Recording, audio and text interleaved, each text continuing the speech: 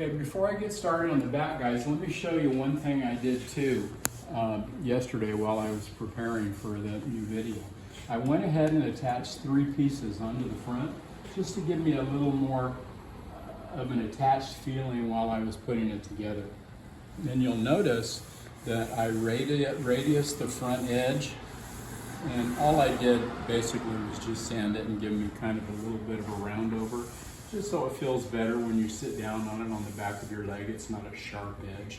And the spacing here for most all of the slats is going to be about 1/4 of an inch, 1/4 to 5/16 is good.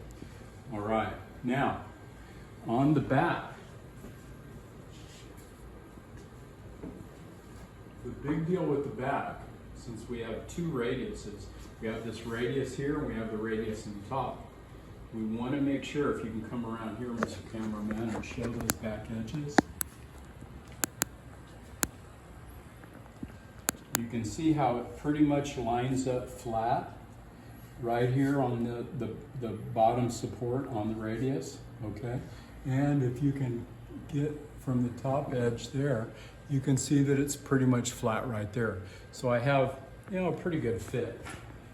If it's off a little bit, you might have to massage it ever so slightly with some sandpaper and get it so that it fits exactly where it should be. I'm going to go ahead and make a mark on the bottom of this. The reason I made a mark is because these back pieces are fanned out, okay? So since they're fanned out, that means they're sitting at a slight angle. And since they're at a slight angle, the bottom has an angle on it. It's probably about 5 degrees, maybe 7, but I'm going to guess right now with my laser vision that it's about 5. So I'm going to go ahead and back cut that.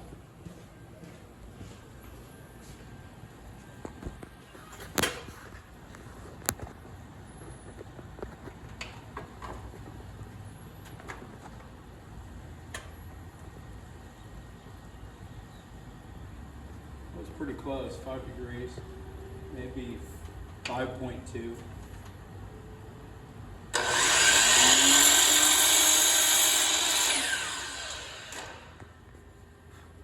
Okay. Now the reason I did that is because if I didn't, then my piece would hang over about 1/4 of an inch on one side on the bottom of this brace.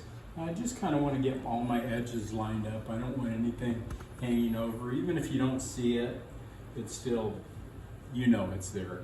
So you might as well get it straight and flat, okay? So this one fits pretty good.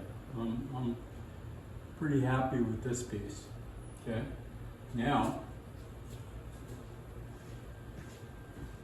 I'll flip it around and see how it works over here. And fits pretty close to the same over here. Maybe I have about a 1/16 of an inch of a gap at the bottom. But that's not going to be too bad because the glue, and then we're going to put 2 screws in each side of this, and that's going to suck that little bit of a gap that we have up pretty easy. Don't want too much of a gap because then that just puts a strain on your piece and you end up getting a crack later, or the thing starts to pull away. We don't want to do that. So we have our 2 pieces. I'm going to go ahead and take one more and make that 5-degree back cut that I did on the first one.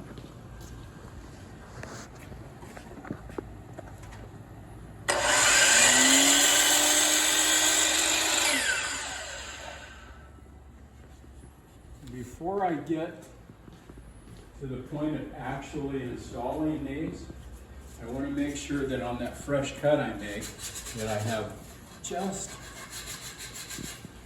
a slight sand on the edges, just so they're not sharp. Remember, sharp edges splinter or crack easily, so it's best for them to just have a little bit of a rounded edge. We've got that one, doesn't take much. We'll do this one while I'm at it.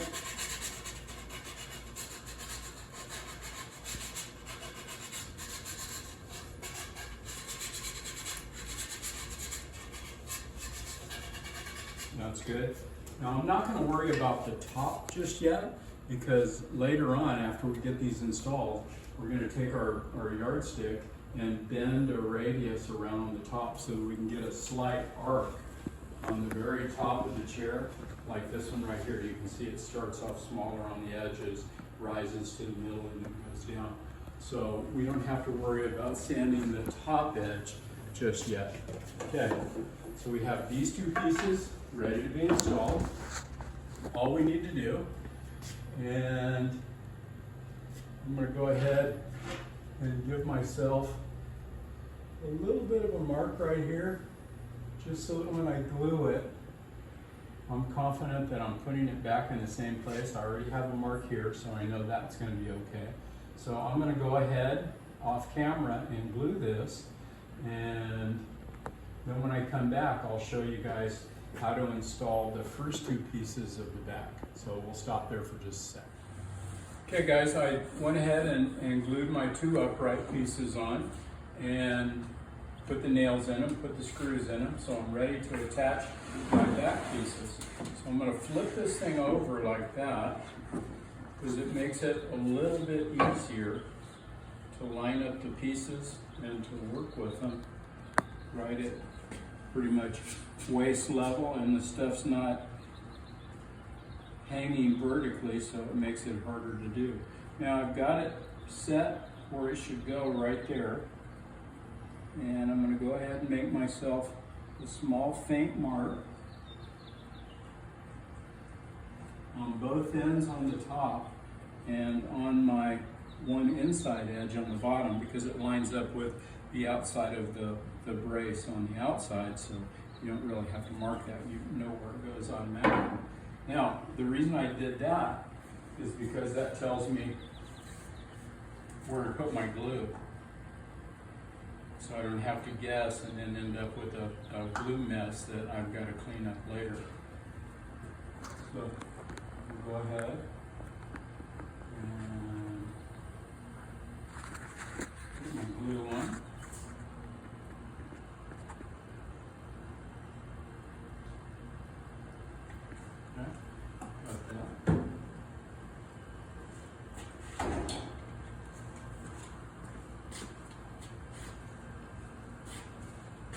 Now in the past, you've seen me take my finger and wipe the glue a little bit. This one I'm not going to really do that.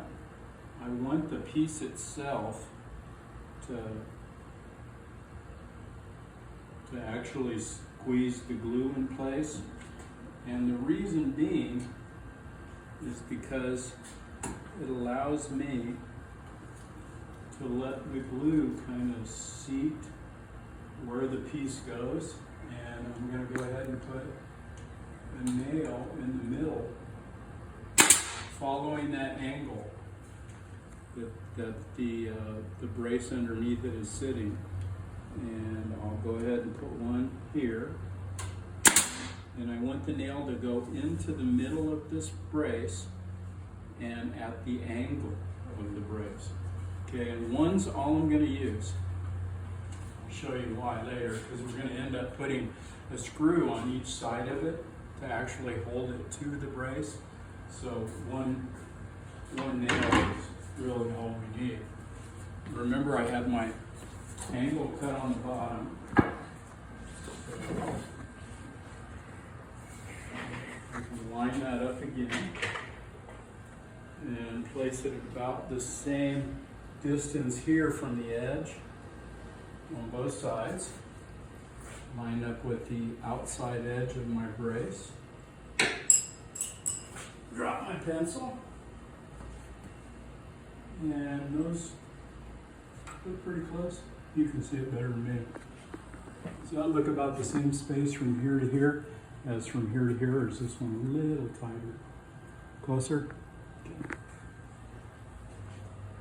So I'll make myself a small faint mark right there, and one on the edge there.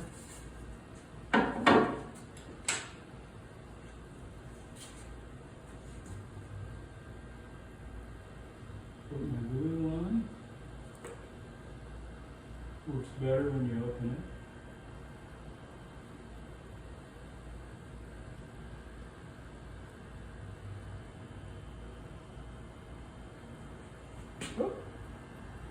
That's not good.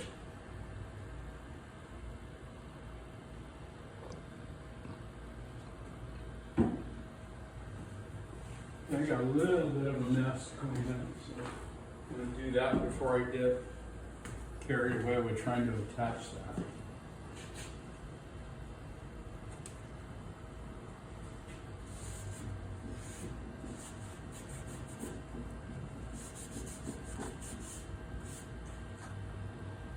That might be a little more glue than I need, but it's not going to hurt anything. So I'm going to put my piece in between my lines. Check it up here, make sure I'm in between my lines okay.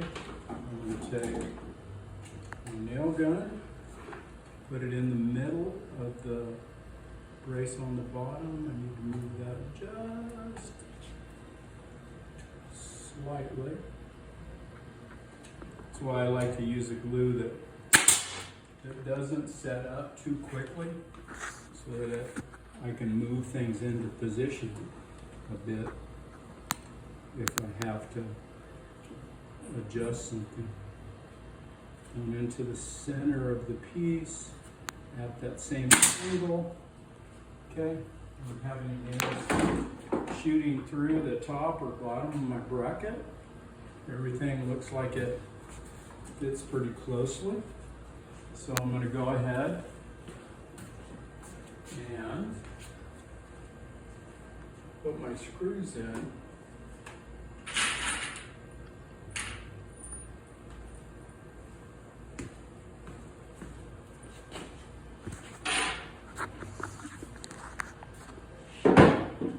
Again, guys, remember, we might come a little closer here to see this. We want the screw to go exactly into the center of this part. And before we do that, let's make sure that we're going to have our screws as best we can in a line across the slats. We don't want the screws to be going in a zigzag pattern when we put the thing together. So let's line that up with the two nails that we've already put in. And these screws are going to slightly follow the configuration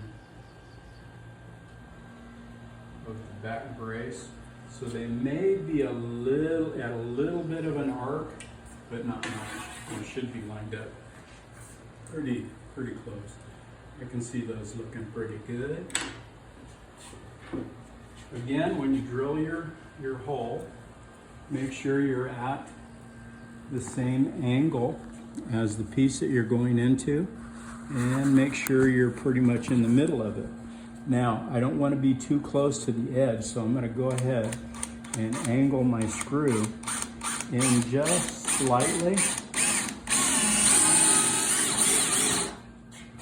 so that I'm not too close to the outside edge of that brace, because I don't want to split that thing now and then have to fix it, because there's no way to take it apart and redo it now. Like we did in the past in some of these pieces, I'm going to go ahead and chase